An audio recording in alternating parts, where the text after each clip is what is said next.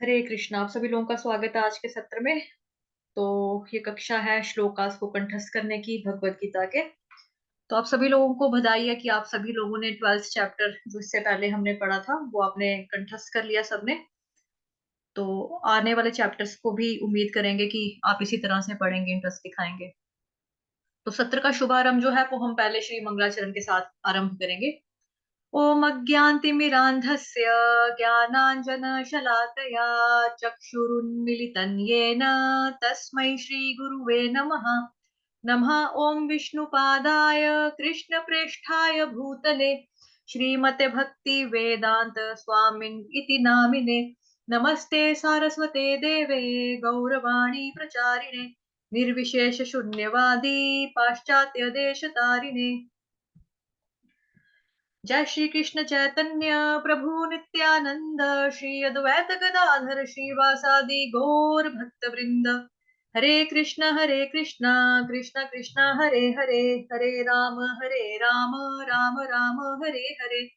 हरे कृष्ण कृष्ण कृष्ण हरे हरे, हरे राम राम राम हरे हरे। तो अभी ये जो चैप्टर हम आज पढ़ेंगे, जो आज शुरू करने वाले हैं, उसका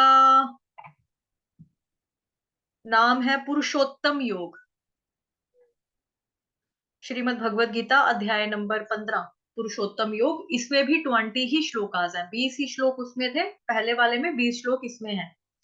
फर्क क्या है इसमें? उसमें था आपका सिर्फ और सिर्फ अनुष्टुप छंद, यहाँ पे त्रिष्टुप छंद का भी इस्तेमाल किया। ठीक है।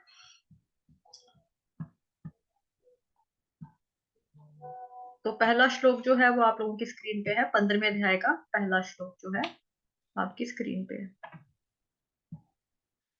श्री भगवानुवाच ऊर्ध्वमूलमधः शाखम् अश्वत्थं प्राहुरव्ययम् छन्दांसि यस्य पर्णानि यस्तं वेद स वेदवित्।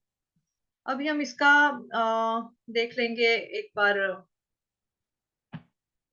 अर्थात मीनिंग वगैरह, अर्थ वगैरह सब देख लेंगे।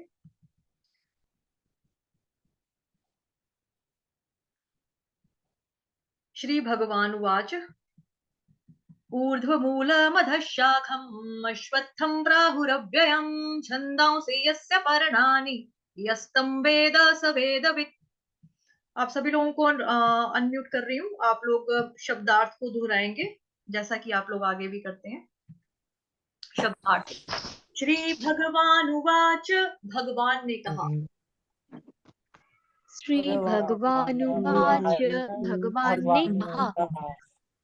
ऊर्ध्वमूलम ऊपर की ओर जड़ें, ऊर्ध्वमूलम ऊपर की ओर जड़ें, अध नीचे की ओर, अध नीचे की ओर, शाखम शाखाएं, शाखम शाखाएं, अश्वत्थम अश्वत्थ वृक्ष को, अश्वत्थ वृक्ष, प्राहु कहा गया है, प्राहु कहा गया है, अव्ययम शाश्वत, अव्ययम शाश्वत, छंदांसी वैदिक स्रोत स्तोत्र, छंदांसी स्रोत, उसके बाद है यस्य जिसके, जिसके, पर्णानि पत्ते, पत्ते, यह जो, यह जो कोई जी, तम उसको, उसको वेद जानता है, सह वह, वेदवित् वेदों का ज्ञाता, वेदों का ज्ञाता। कौन पढ़ना चाहता है? अपना हैंड रेस करो। ठीक है, बबीता माता जी। हाँ ठीक है, बबीता माता जी आप पढ़ लेना। ठीक है, पढ़ो माता जी। हरे कृष्ण। हरे कृष्ण। भगवान ने कहा जाता है कि एक शाश्वत अश्वत्थ वृक्ष है जिसकी जड़ें तो ऊपर की ओर हैं और शाखाएं नीचे की ओर तथा पत्तियां वैदिक स्रोत हैं। जो इस वृक्ष को जानता है वह वेदों का ज्ञाता है। तात्पर्य श्रीला प्रभुपाद जी द्वारा। बोलो श्रीला प्रभुपाद जी की जय। भक्ति योग की महत्ता की विवेचना के बाद यह पूछा जा सकता है, वेदों का क्या प्रयोजन है। इस अध्याय में बताया गया है कि वैदिक अध्ययन का प्रयोजन कृष्ण को समझना है। अतएव जो कृष्ण भावना भावित है, जो भक्ति में रत है, वह वेदों को पहले से जानता है। इस भौतिक जगत के बंधन की तुलना अश्वत्थ के वृक्ष से की गई है। जो व्यक्ति सकाम कर्मों में लगा है, उसके लिए इस वृक्ष का कोई अंत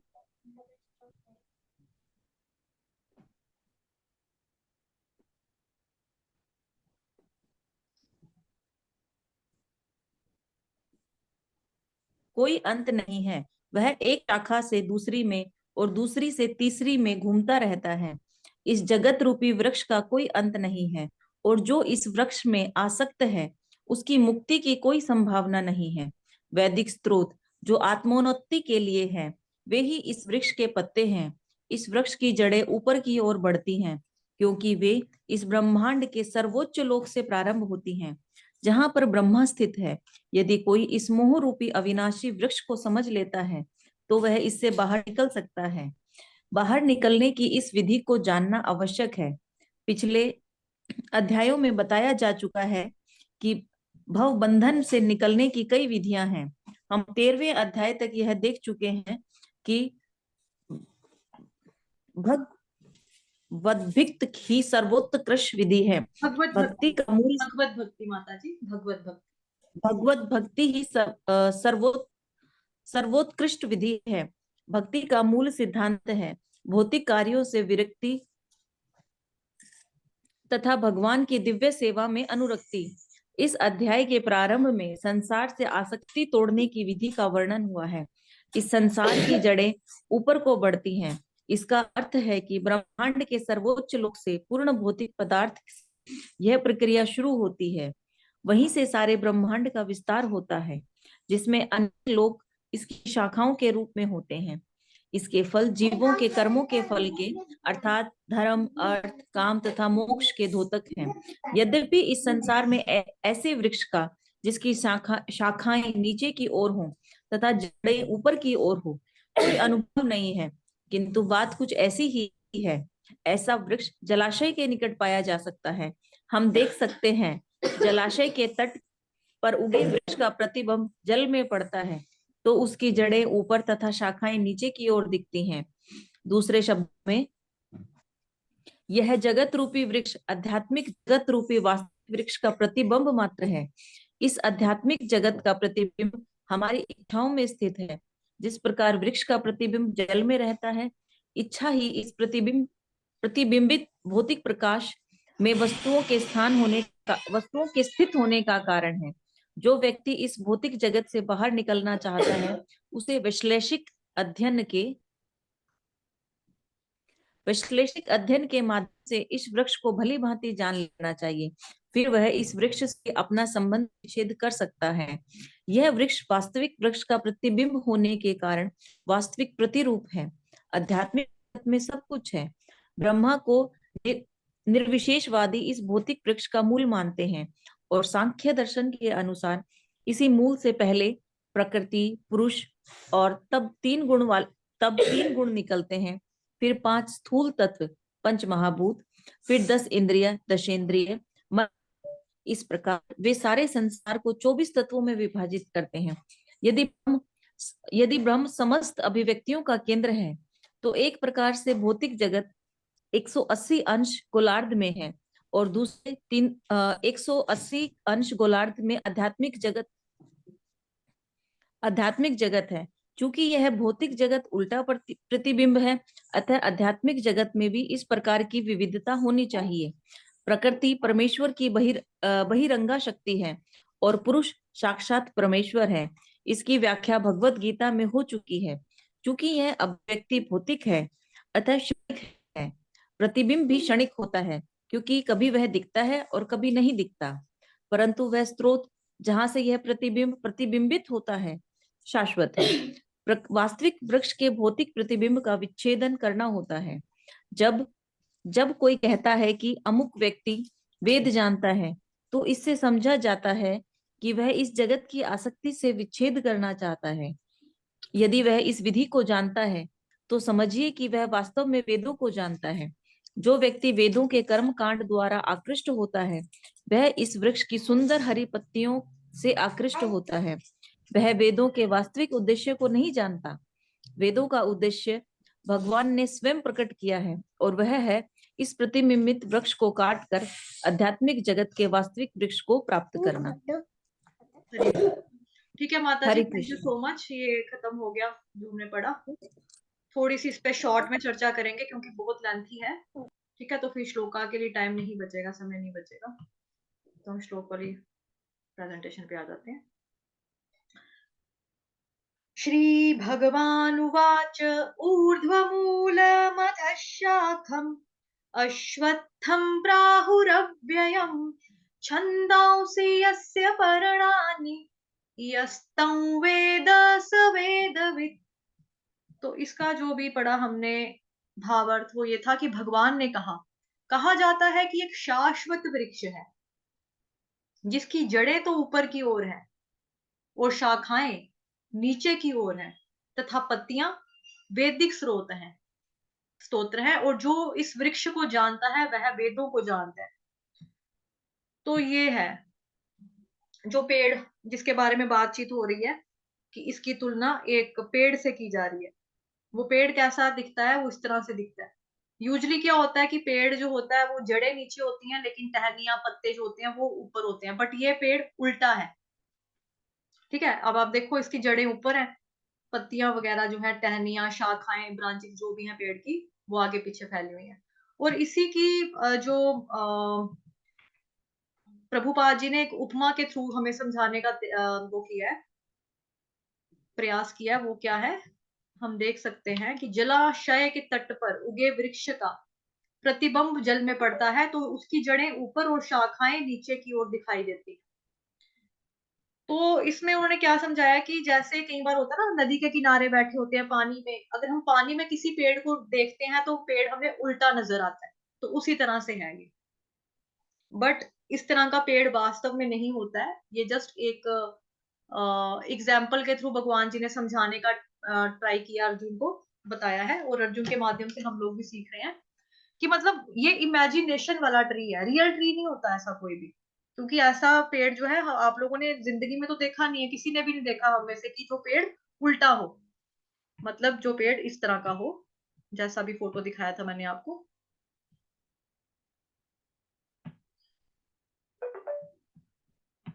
दिख रही है स्क्रीन आपको, पीडीएफ प्रेजेंटेशन नजर आ रहा है? हाँ, तो ये जो पेड़ है वैसा पेड़ वैसे तो कभी कोई नहीं देख सकता, लेकिन इसको बताया है कि इस तरह का।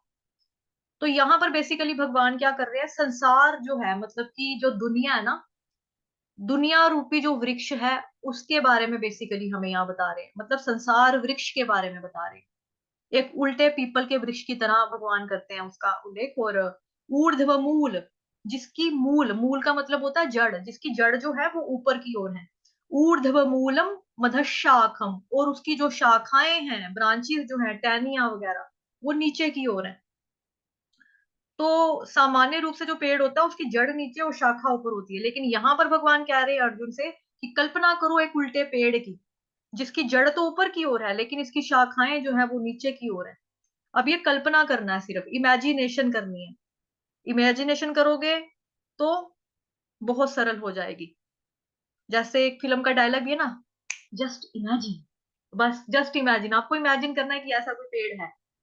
तो आपके लिए एग्जाम्पल को, ये जो श्लोक है इसको समझना, इसको याद करना अच्छा हो जाएगा, मतलब कि आसान हो जाएगा। ठीक है, तो यदि हम अपने शरीर की भी कल्पना करें तो क्या होगा कि पेड़ की शाखाएं आप बार बार काटते रहो, बार बार काटते रहो, तो उसकी शाखाएं जो होती है वो नई नई उगती रहती हैं। लेकिन अगर उसकी जड़ ही काट दी तो पेड़ जो होगा वो दोबारा कभी ग्रो नहीं कर पाएगा, उगेगा नहीं, मतलब है ना, खत्म हो जाएगा। तो ऐसे ही हमारे शरीर का अगर कोई अंग भंग नष्ट हो जाए, खत्म हो जाए, खराब हो जाए, तो हमारे प्राण नहीं निकलते। मानो किसी का एक्सीडेंट हुआ, किसी की बाजू टूट गई, किसी की टांग टूट गई, है ना, किसी के सिर में चोट लगी तो मेमोरी चली गई, लेकिन प्राण नहीं गए, हमारे प्राण नहीं जाते। लेकिन अगर हमारा दिमाग ही चला गया, दिमाग चला गया, मतलब कि अब दिमाग चला गया का मतलब यहाँ पे देखो, जैसे मैंने अभी बोला कि मेमोरी चलेगी, मेमोरी चली गई तो अलग चीज है। दिमाग चला गया मतलब कि सिर फट के दिमाग बाहर आ गया, दिमाग का जो पूरा वाइट था वो पूरा का पूरा बाहर आ गया, सिर को मतलब पूरा फट गया आपका, दिमाग ही निकल गया बीच में से। तो 1 मिनट क्या 1 सेकंड के लिए भी इंसान जो है वो जीवित नहीं रह सकेगा, क्योंकि जो दिमाग है वो हमारा मूल है, बेस है, हमारा मूल है, यही हमारी जड़ है। तो उल्टे पेड़ का जब वर्णन करते हैं तो हम अपने शरीर को देखते हैं, तो ये सही है कि हमारी जड़ यानी कि दिमाग जो है वो ऊपर है और शाखाएं जो है वो नीचे की ओर है।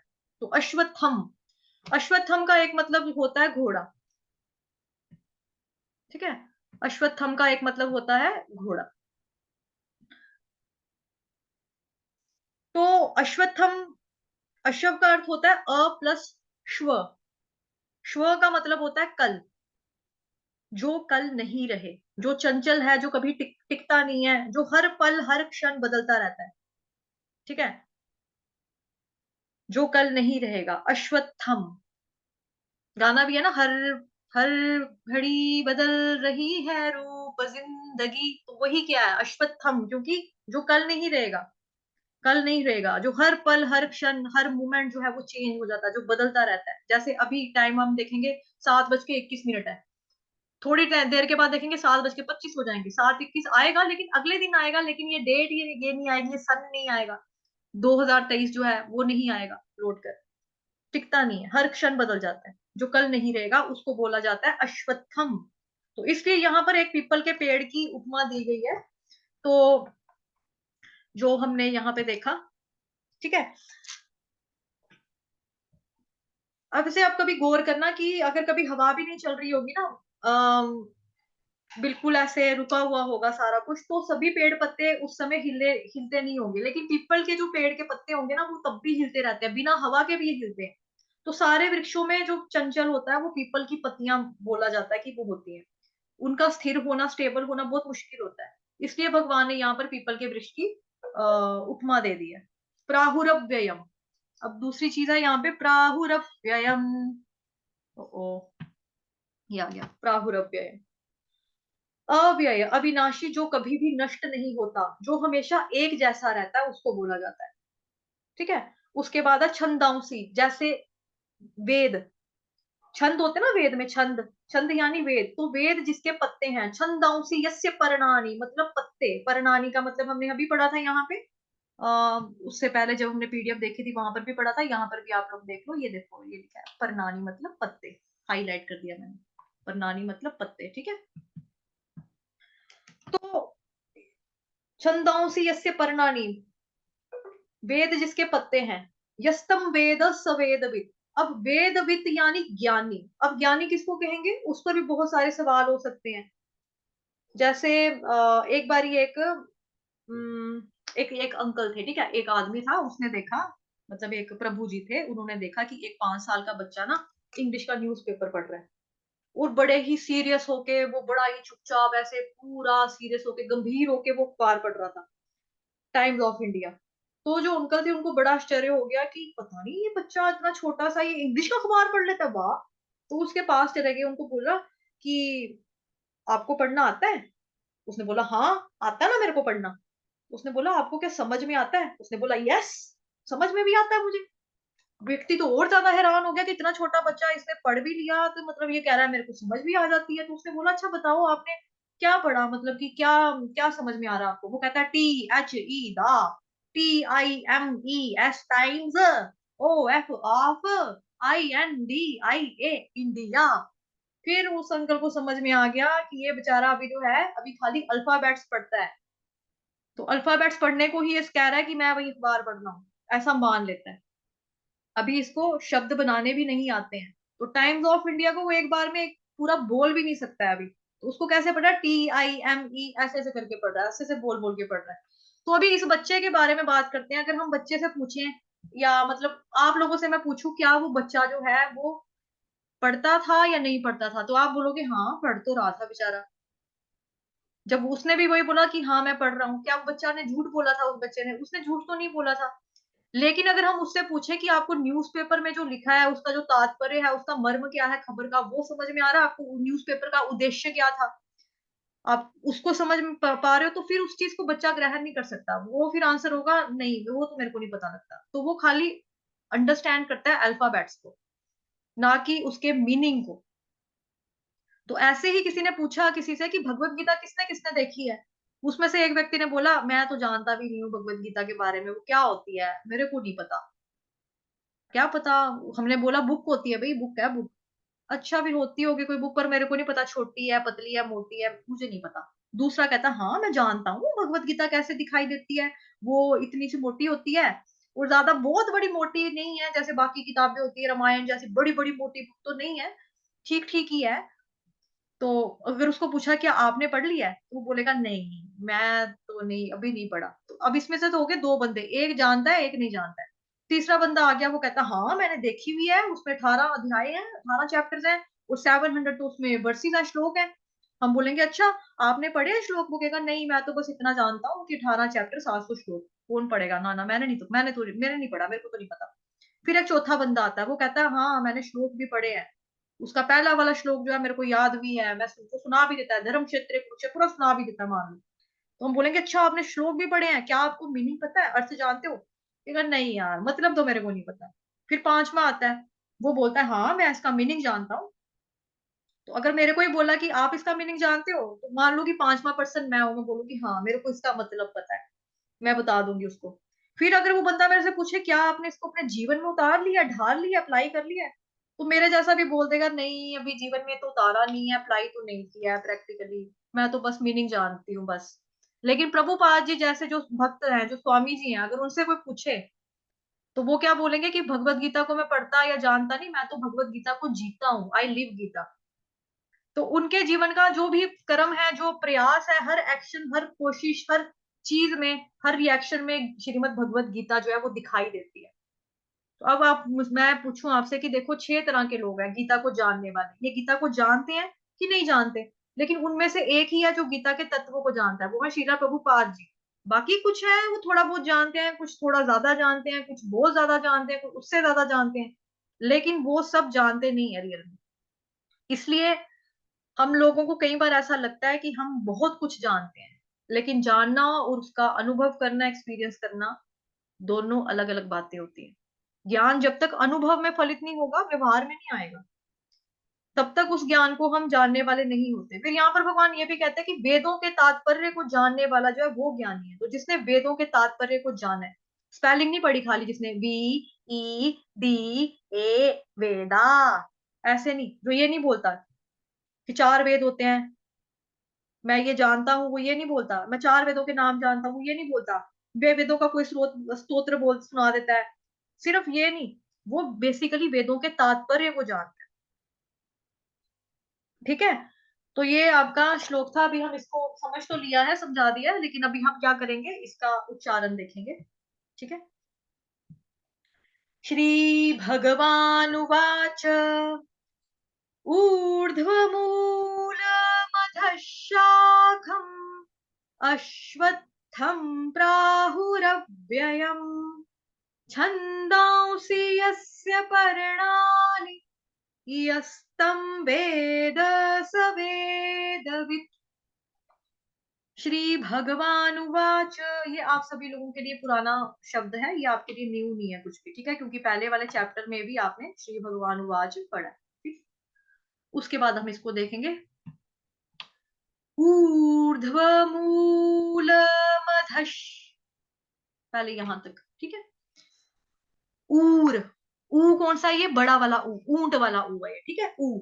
उसके बाद रफार वाला जो र है वो यहाँ पे लगेगा ऊ के बाद, क्यों? क्योंकि आगे ध आधा है ना, इसलिए ऊर, तो लगेगा ऊर। ध्व, ध्व जैसे होता है ना ध्वज, उसको हम ध्वज नहीं कहते, क्या कहते हैं? ध्वज, ध आधा व पूरा, ध्वज। तो ऊर्ध्व, ऊर्ध्व, ठीक। उसके बाद मूल, म जो है पूरा म है, उसके नीचे जो ऊ की मात्रा देख रहे हो वो बड़ा वाला ऊ है, मू, ल पूरा, मूल, मूल, ऊर्ध्वमूल, ऊर्ध्वमूल। फिर उसके बाद आएगा मधश, मधश, म पूरा, ध धनुष वाला, इसको मदशनी कहेंगे, मदशनी है, मधश। श शलगम वाला, शबरी वाला जो है वो आधा है। विसर्ग का उच्चारण जो होगा वो श के साथ करेंगे, हलंत श से। क्यों? क्योंकि आगे हमारा आ रहा है शा, मतलब कि श से स्टार्ट होने वाला वर्ड आ रहा है ना हमारा, इसलिए तो हम यहाँ पे बोलेंगे ऊर्ध्वमूल मधश। उसके बाद शा, श के आगे क्या, स्वर को आपको थोड़ा सा दीर्घ करना है। क्यों? क्योंकि आ की मात्रा ना, शा, शाखम, खम, खम। ठीक है, पहला चरण हो गया। अगला चरण अश्वत्थम, अश्वत्थम। अब अश्वत्थम में क्या है, आप देख रहे हो ऊपर रेड लाइन्स है ये, इसको बोला जाता है आघात। अश, अश। अभी जब ऐसे हो जाता है तो क्या होता है कि पहले वाले के साथ जुड़ेगा श, अश, व के साथ जुड़ेगा आधा त, अश्वत, अश्वत। ठीक है, थम, थम, थ पूरा थर्मस वाला थ है, थैले वाला थ है। ठीक है, और उसके आगे क्या लगेगा, आधा म, हलंत म, अश्वत्थम। उसके बाद है प्रा, स्वर को थोड़ा बड़ा करेंगे क्योंकि आ की मात्रा, आ का डंडा है, प्रा, प्राहुरव, हुरव, हुरव, हु, हु जो है वो छोटा है, ह उसके साथ जो ऊ की मात्रा लगी है वो छोटा हुआ है, हु। उसके बाद लिखेंगे रव, रव, र के, क्योंकि यहाँ पे आघात है ना आपका, तो यहाँ पे आ जाएगा रव, र व रव। ठीक, उसके बाद आएगा व्ययम, व्ययम, व्ययम। प्लीज ये कैमरे वगैरह प्लीज बंद कर लो अपने, ठीक है, अननेसेसरी मत चलाओ उसको।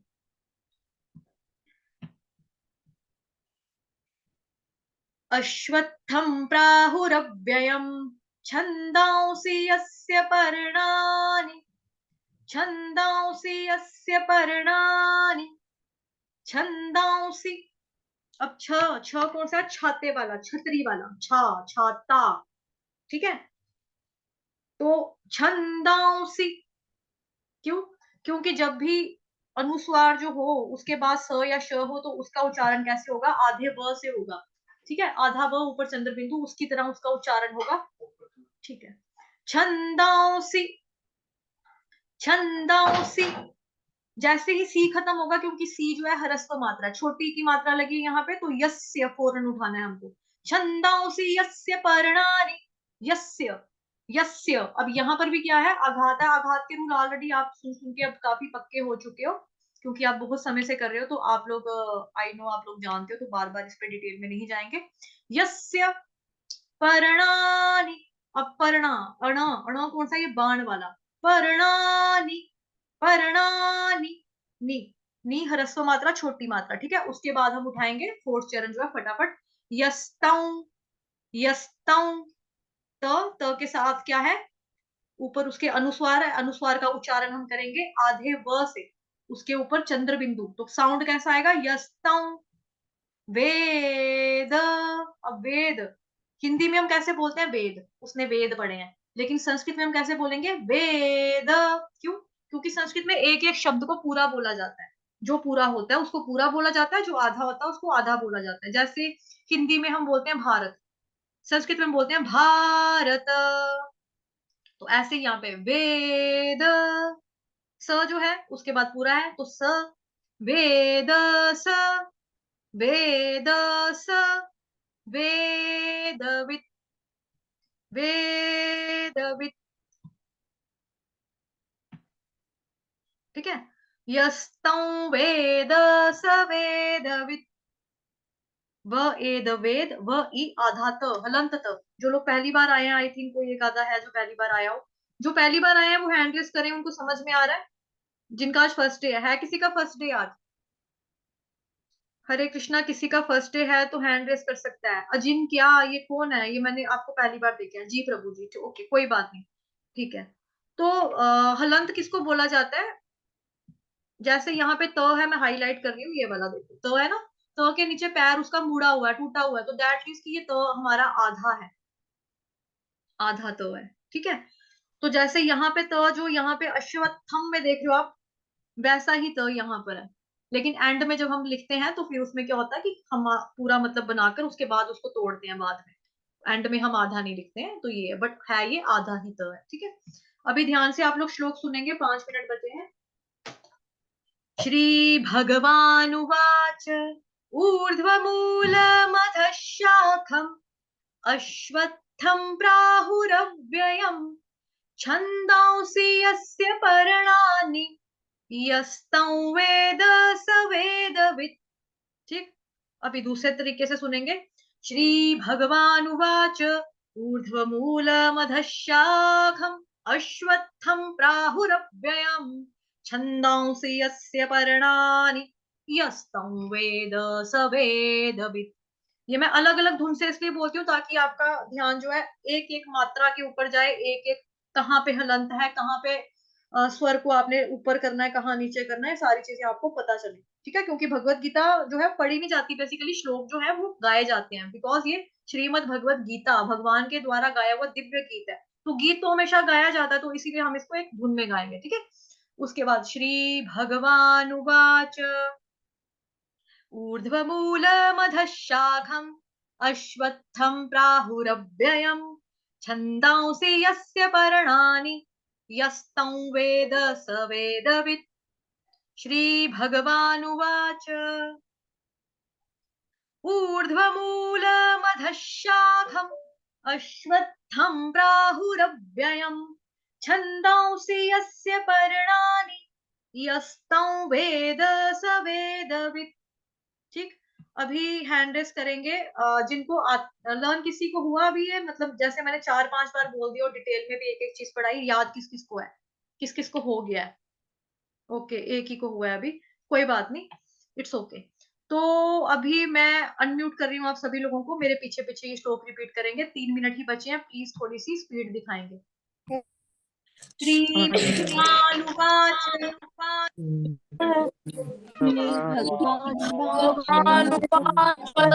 ऊर्ध्वमूलमधः शाखम्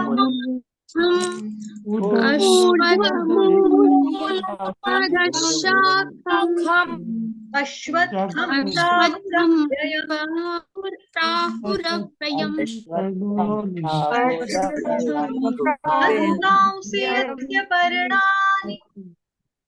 छन्दांसि यस्य पर्णानि यस्तं वेद स वेदवित्।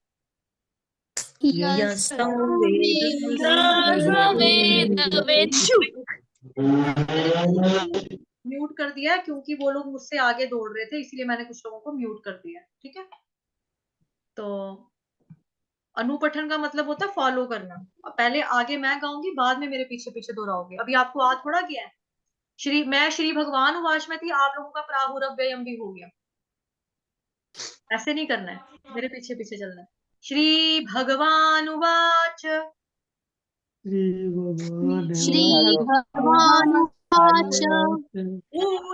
ऊर्ध्वमूलमधः शाखम्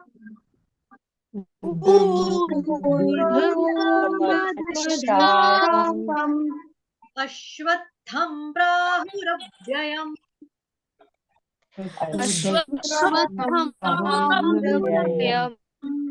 छन्दांसि यस्य पर्णानि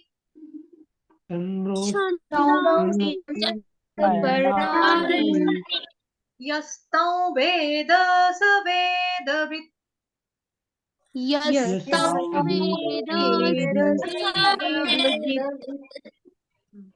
ठीक है, एक बार और, अभी 1 मिनट बचा हुआ है। श्री भगवान उवाच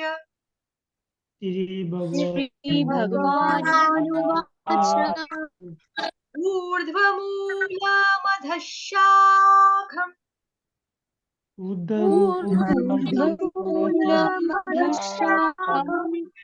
अश्वत्थं प्राहुरव्ययम्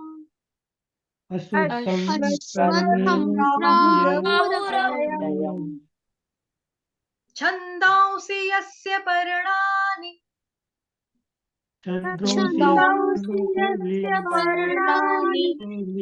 यस्तं वेद स वेदवित्।